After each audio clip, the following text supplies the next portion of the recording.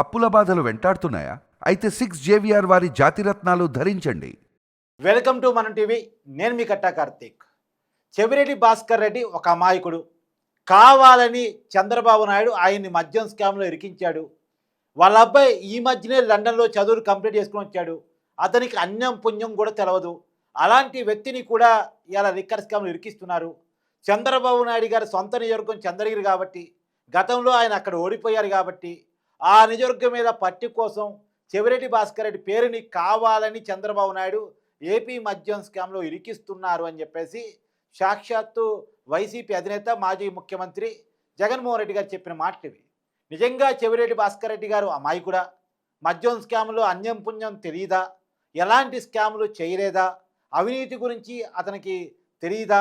ఇవన్నీ కూడా మాట్లాడుకునే ప్రయత్నం చేద్దాం. నిజానికి చెవిరెడ్డి భాస్కర్ రెడ్డి చరిత్ర ఏంటి? చంద్రగిరి నియోజకవర్గంలో చెవిరెడ్డి భాస్కర్ రెడ్డి సంస్థానం ఎలా ఉంటుంది? అతను అరాచకాలు చేసే మనిషా, సౌమ్యుడా? ఇవన్నీ కూడా మనం తెలుసుకునే ప్రయత్నం చేద్దాం. చంద్రగిరి నియోజకవర్గంలోనే ఉంటూ చెవిరెడ్డి భాస్కర్ రెడ్డి గారితో కలిసి అనేక సంవత్సరాలుగా పొలిటికల్గా ట్రావెల్ చేసి ఇప్పుడు కాంగ్రెస్ పార్టీ నాయకుడిగా ఉన్నటువంటి లోకేష్ రెడ్డి గారు మనతో ఉన్నారు. చెవిరెడ్డి భాస్కర్ రెడ్డి గురించి మొత్తం విషయాలు మనకు అందించేదానికోసం. సార్ లోకేష్ రెడ్డి గారు నమస్కారం అండి. సార్ నమస్కారం సార్. సార్ లోకేష్ రెడ్డి గారు, ఏంటి చెవిరెడ్డి భాస్కర్ రెడ్డి అమాయకుడు, అతనికి ఏమీ తెలియదు, కావాలనే ఏపీ మద్యం స్కామ్లో ఆయన పేరుని ఇరికించారు అని చెప్పేసి మాజీ ముఖ్యమంత్రి జగన్మోహన్ రెడ్డి గారు చెప్పిన మాటలు ఇవి. నిజంగా అక్కడ చెవిరెడ్డి భాస్కర్ రెడ్డి నిజంగా అక్రమాలు చేసేవాడా, అన్యాయాలు చేసేవాడా, అవినీతితో ఆయన సంబంధం ఉందా, మద్యం స్కామ్తో ఆయన సంబంధం ఉందా? ఏమంటారు ఆయన గురించి? మీకు తెలిసిన వాస్తవాలేంటి? సార్ ఎప్పుడు కూడా ప్రభుత్వాలు ఏది విచారించకుండా, ఏ ఆధారాలు లేకుండా ఎవరి మీద ఎంక్వైరీ కానీ అరెస్టులు కానీ ఏ ప్రభుత్వాలు చేసే కాదు, ఏ ప్రభుత్వాలు చేయవు సార్. ఈ చెవిరెడ్డి భాస్కర్ రెడ్డి అనే వ్యక్తి గతం ప్రభుత్వంలో ఒక ముఖ్యుడిగా జగన్మోహన్ రెడ్డి అత్యంత సన్నిహితుడిగా అతను చెప్పుకొని అతను చేయని అరాచకాలు లేవు సార్. ఇక్కడ తిరుపతిలో తుడా చైర్మన్ గా ఉన్నప్పుడు మాకు ఇక్కడ తుడా అనేది 4 నియోజకవర్గాలకు విస్తరించి ఉంది సార్ తిరుపతి. ఈ రోజు రాష్ట్రంలోనే అతిపెద్ద తుడా సంస్థ అన్నమాట. ఇక్కడ అతను ఏం చేశాడంటే రియల్ ఎస్టేట్ వెంచర్లు వేయడానికి అయితే ఏమి, అపార్ట్మెంట్లు కట్టడానికి అయితే ఏంది, విల్లాలు కట్టడానికి అయితే అని, ప్రైవేట్ వ్యక్తులు బిల్డింగ్లు కట్టుకోవడానికి అయితే ఏమి, ఒక ప్రైవేట్ మాఫియాని తయారు చేసుకొని జగన్మోహన్ రెడ్డికి ఇక్కడ ముడుపులు వసూలు చేసి వైఎస్ఆర్ కాంగ్రెస్ పార్టీ నడపడానికి, ప్రభుత్వం నడపడానికి జగన్మోహన్ రెడ్డి కమిషన్ వసూలు చేయడానికి ఒక మాఫియా వ్యక్తిలాగా ఇక్కడ తయారయ్యాడు. అదే విధంగా లిక్కర్ స్కామ్ తో అతనికి ఎటువంటి సంబంధం లేదని జగన్మోహన్ రెడ్డి పలుకులు పలుకుతున్నాడు. అతను జగన్మోహన్ రెడ్డి అనే వ్యక్తి పెద్ద దొంగ. ఆ దొంగ ఇంకొక దొంగని రక్షించుకోవడానికి ఈ రోజు మనకి లిక్కర్ పాలసీ ఏ విధంగా గత ప్రభుత్వం నడిపింది సార్. ఎంఆర్పి ధర ఒక 100 రూపాయలు ఉన్నింది అనుకోండి సార్, 200 రూపాయలు, 180 రూపాయలు వీళ్ళు డబ్బు రూపంలో వసూలు చేయలేదా సార్? ఏ కారణం చేత వీళ్ళు కానీ తప్పులు చేయకుండా ఉంటే, మోసం జరగకుండా ఉంటే, అవినీతి జరగకుండా ఉంటే డిజిటల్ పద్ధతి, ఫోన్ పే కానీ, క్రెడిట్ కార్డు కానీ, డెబిట్ కార్డు కానీ ఏ ఒక్క డిజిటల్ పేమెంట్ చేసేదానికి వెసులుబాటు లేదు సార్. కేవలము మద్యం దుకాణాల్లో ప్రభుత్వమే నడిపి ఎంఆర్పి ధరల కన్నా ఎక్కువ రేట్లు అమ్మి లెక్కల్ని ప్రభుత్వాన్ని, ప్రభుత్వ అధికారులను తారుమారు చేసి వీళ్ళు చేసిన అరాచకం అంతా ఇంత కాదు. ఈ రోజు ఏదో బుద్ధిమంతుల్లాగా జగన్మోహన్ రెడ్డి వచ్చి మీడియా ముందుకి చెప్తున్నాడు ఏమని, కొత్తగా చదువుకొని లండన్ నుండి అబ్బాయి వచ్చాడు, ఆ అబ్బాయికి అన్యం పుణ్యం తెలియదు, ఆ అబ్బాయి మీద నిందలు వేస్తున్నారు వీళ్ళు అని చెప్పి.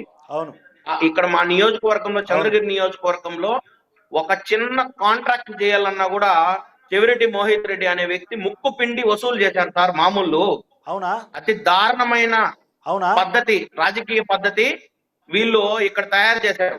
అయితే చెవిరెడ్డి అనే వ్యక్తి ఒక రియల్ ఎస్టేట్ ఏజెంట్ గా అతని జీవితం స్టార్ట్ అయింది సార్. అతని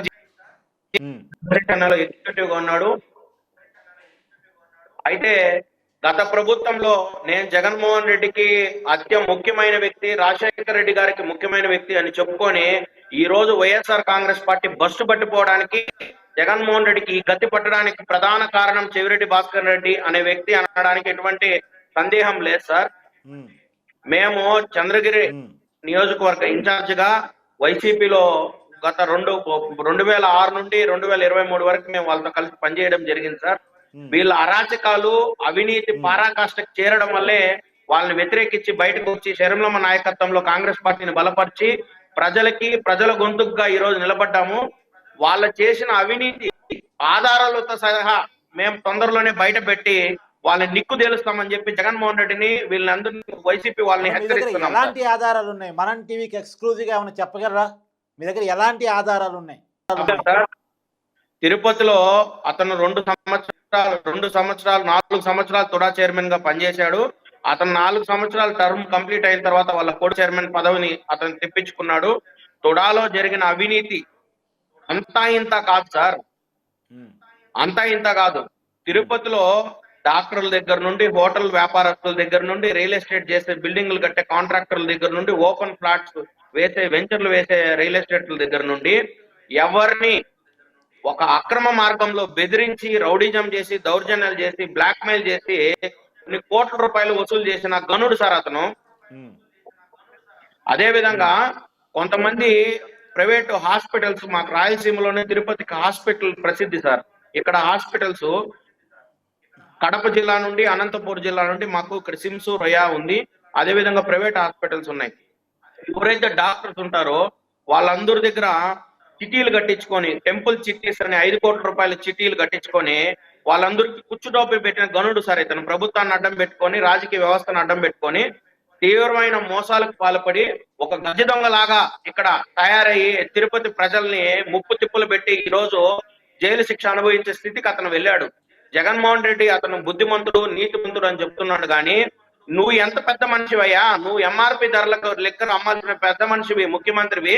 డబుల్ రేట్ తో లిక్కర్ పాలసీని మార్చి ప్రజల ప్రాణాలతో చెలగాటమాడిన ముఖ్యమంత్రివి నువ్వు ఈ రోజు వచ్చి నీతి మాటలు, ఒక దొంగ గురించి నువ్వు దొంగకి సపోర్ట్ చేస్తే నీతి మాటలు చెప్తున్నావు.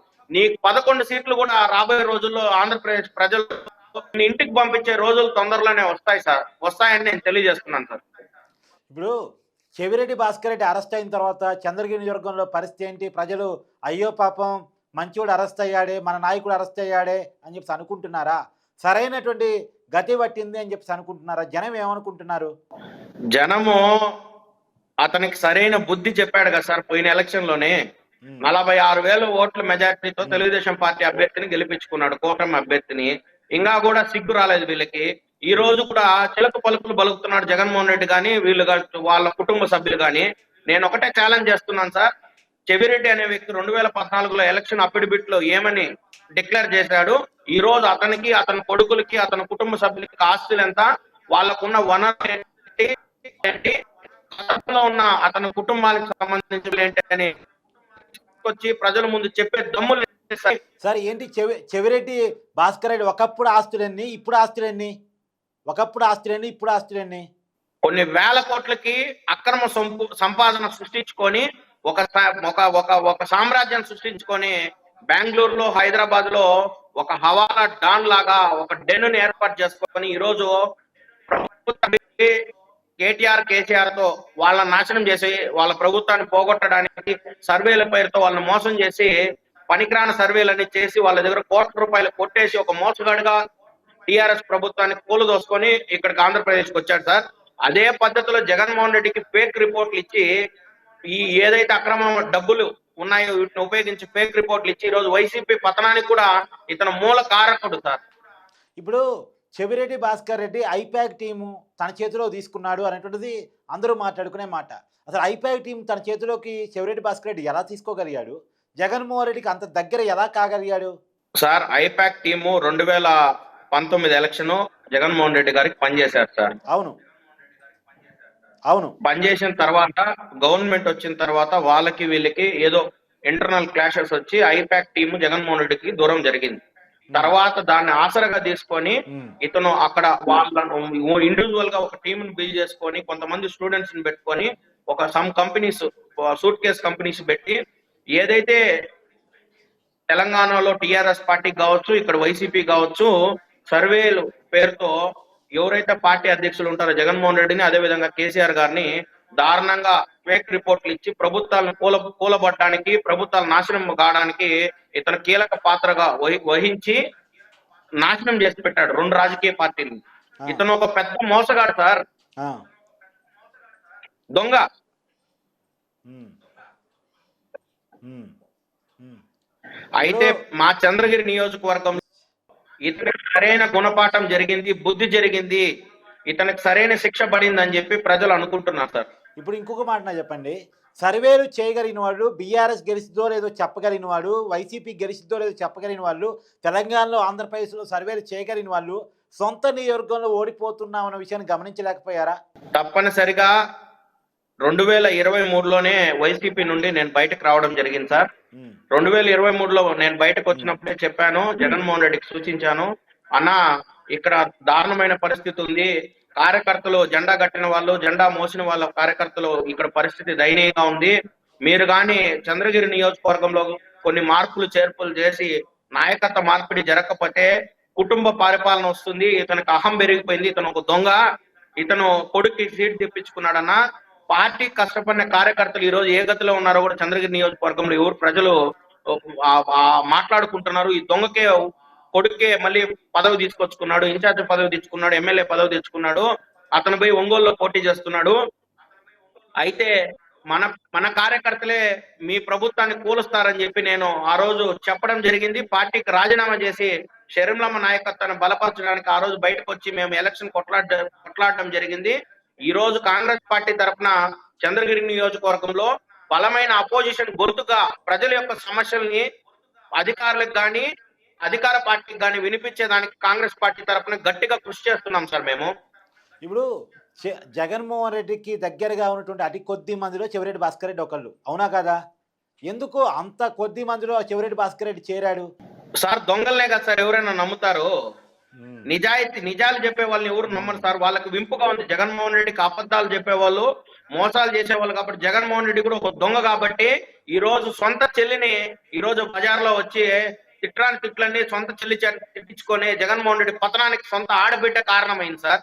ఇప్పుడు మొత్తంగా చెవిరెడ్డి భాస్కర్ రెడ్డి గురించి ఒక మాటలో చెప్పాలంటే మీరు చెప్పే మాటలేంటి?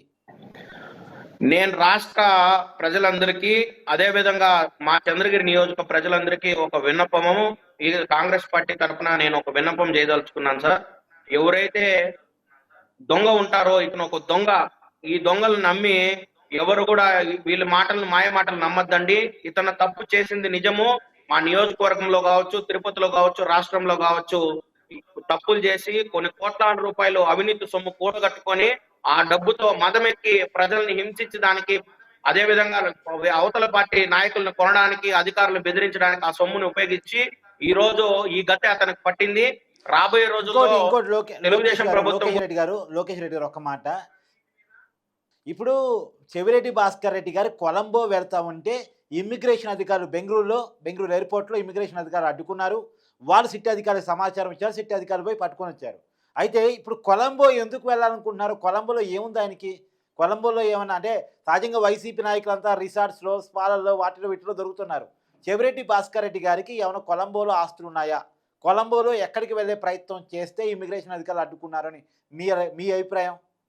సార్ ఇతను విదేశాల్లో విపరీతంగా హవాలా డబ్బుల్ని దాచిపెట్టి అక్కడ ప్రాపర్టీలు కొనుక్కొని అక్కడ కొన్ని ఇన్లీగల్ యాక్టివిటీస్ తనకు సంబంధించిన వ్యక్తులతో చేయిస్తూ వ్యాపారాలు చేయిస్తూ ఉన్నాడు సార్. అయితే నిన్న జరిగిన అరెస్ట్ ఏదైతే ఉందో, కొలంబో పారిపోతున్నాడో, అతనికి ముందుగానే ప్రభుత్వం దగ్గర నుండి కొంతమంది పెద్దలు అతనికి సంప్రదించి, అయ్యా నిన్ను అరెస్ట్ చేస్తారు, నువ్వు ఏదో ఒక నాటకీయ పరిణామం కింద అరెస్ట్ అయితే నీకు సింపతి ఉంటుంది, నువ్వు ఎట్లా ఒకట్లా పో, ఇంటికాడ ఉంటే లేదా అతనే పోయి అరెస్ట్ అయితే ఏ ఇష్యూస్ చేయడానికి, ప్రభుత్వం మీద బురద జల్లడానికి అవకాశం ఉండదు. కాబట్టి అతను చేసిన ఒక డ్రామా సార్ అది. Thank you Lokesh. Thank you.